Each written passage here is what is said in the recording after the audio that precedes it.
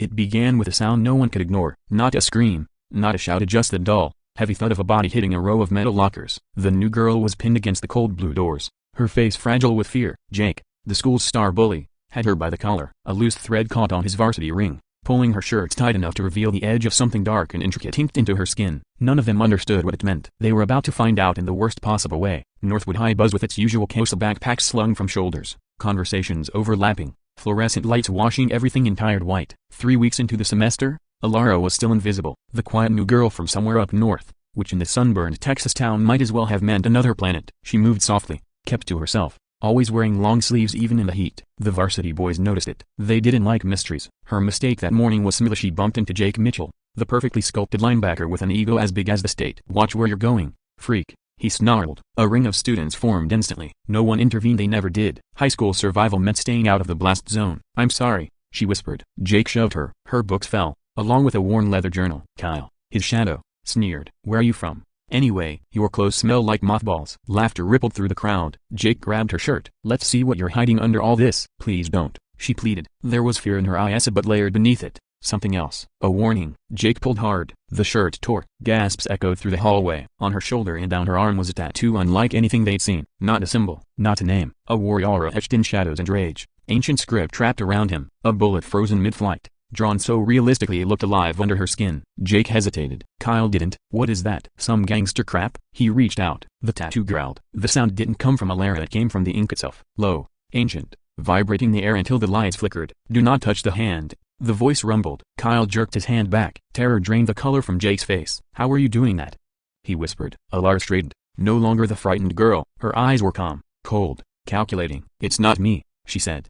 "His name is Leonidas, and he doesn't like bullies." Jake made the wrong choice. Fear made him reckless. He lunged, fist raised. He never touched her. She moved like water, guided by something older and deadlier than she was. A parry, a strike to the nerve, a sweep of the legs. Jake hit the floor with a crash that silenced the entire hallway. The growl of the tattoo echoed in the stunned quiet. "Walk away," she whispered. "Forget what you saw. Leave me alone." No one argued. The hall emptied instantly. That night, alone in her small rented room, she traced the tattoo in the moonlight. Leonidas was silent now. Resting, her mind drifted back to the mountains of Crete, to the stories her grandfather told, the stories of a warrior ancestor whose spirit refused to die, whose last breath became a legacy carried in ink by one chosen family member each generation.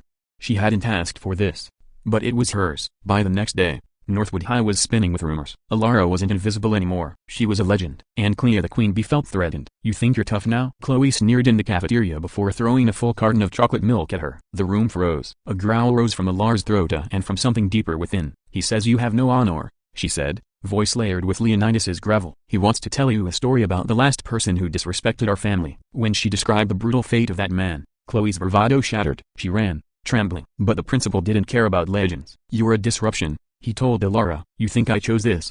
She replied softly. "To carry a dead soldier inside me, to feel his grief, his rage? He is not a disruption. He is the only reason I'm still here." A week later, the real threat arrived. A former student, armed, unstable, desperate, entered the school. Sirens wailed too late. Students hid. Teachers barricaded doors. Elara was alone in the library when the gunman stormed in. "This is why I am here," Leonidas whispered. "Let me guide you." What followed was a silent, swift, brutal dance. She moved through the aisles like a shadow. The gun fired, missing. She disarmed him with the precision of a soldier who had fought a dozen wars. 30 seconds later, he was unconscious. Police arrived to find a girl trembling beside a man she had just saved countless lives from. They called her a hero. She knew better. She was a vessel. The bullying ended not out of fear, but respect. Even Jake apologized, unable to meet her eyes. She nodded and said nothing. Later, at sunset, she sat on her apartment roof wearing a tank top, the tattoo glowing faintly in the fading light. She felt Leonidas watching over her, steady and warm. "You are strong," he murmured. "Not because of me, because of you." A single tear fell, clean,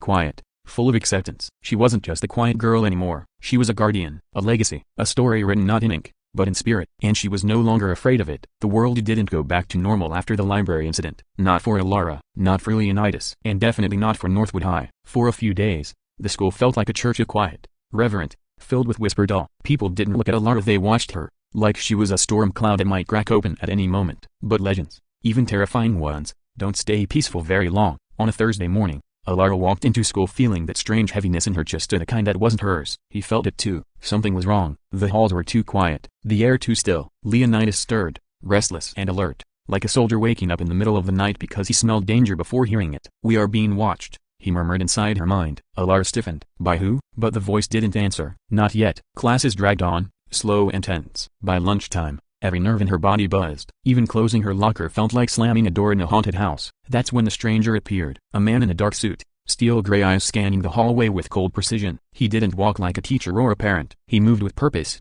posture rigid, footsteps measured. Students parted around him instinctively. He wasn't here for them. He was here for her. Elara Vance? He asked, voice smooth but edged with authority. Her heart dropped. No sudden movements, Leonidas warned. The man flashed a badge too quickly for anyone to read, and not that it mattered. His whole presence screamed government, or worse. My name is Agent Halbrook, he said. I need to speak with you about the incident in the library. Elara swallowed. I already told the policia. This isn't about the police, he cut in softly. This is about what you are. Her blood ran cold. Students around them stopped pretending to walk away. Eyes widened. Phones tilted at subtle angles. Agent Halbrook stepped closer. That voice, he whispered. The one that came from your skin? We know about it. Her pulse hammered. You're mistaken, she said. I don't. Yes, you do. And we've been looking for your family for a long time. Leonidas surged like a hot wind through her chest. Liar, the ancient voice hissed. His heartbeat raised a seat. Halbrook's gaze sharpened, as if he felt the shift. You're not safe here, Elara, he murmured. There are people coming who do not want to help you. People who want what's inside you. Inside me? She echoed. The spirit, he said quietly. The warrior bound to your bloodline. Leonidas, we know the stories, the rituals. We know the power that tattoo carries. Elara's breath caught. No one should know that name except family. Ask him, Leonidas commanded. Ask how he knows our secrets. Her voice trembled. Who told you about my great-grandfather? Halbrook's expression didn't change. Your family wasn't the only one with a guardian spirit. Elara froze. What do you mean? He lowered his voice. There are others. Her stomach flipped. Leonidas went silent, an eerie, unnatural silence she had never felt before. Not fear, not anger, something worse. Recognition. As if he had just heard a ghost. Before she could question him again, a loud bang echoed from the end of the hallway. Students screamed. A locker slammed open. No, not slammed. Blasted. Something ripped it off its hinges like it weighed nothing. Agent Halbrook's face drained of color. They found us. A shadow moved at the far end of the hall. At first it looked like just a person, but then it straightened. Too tall, too rigid, too unnatural. Its eyes glowed faintly beneath the hood. Its arms were covered in ink, a moving ink, shifting, writhing like living smoke beneath the skin. A voice rose from its tattoos, layered in dozens of whispers. Found a broken bar here, a broken bar. Elara staggered back, fear clenching her spine. Leonidas roared inside her. Run. Halbrook grabbed her arm. Go, now. Students scattered like birds. The hallway exploded into chaos. The creature stepped forward, its tattoos crawling under its flesh like trapped spirits screaming to escape. It raised an arm. Its ink hissed. Elara barely made it 3 steps before she felt the weight of 1,000 IS spirits, ancient and furious, affix on her. Leonidas surged through her veins like fire. Prepare yourself, child of my blood. This is no bully. This is a hunter. The creature spoke again, voice a chorus of the dead.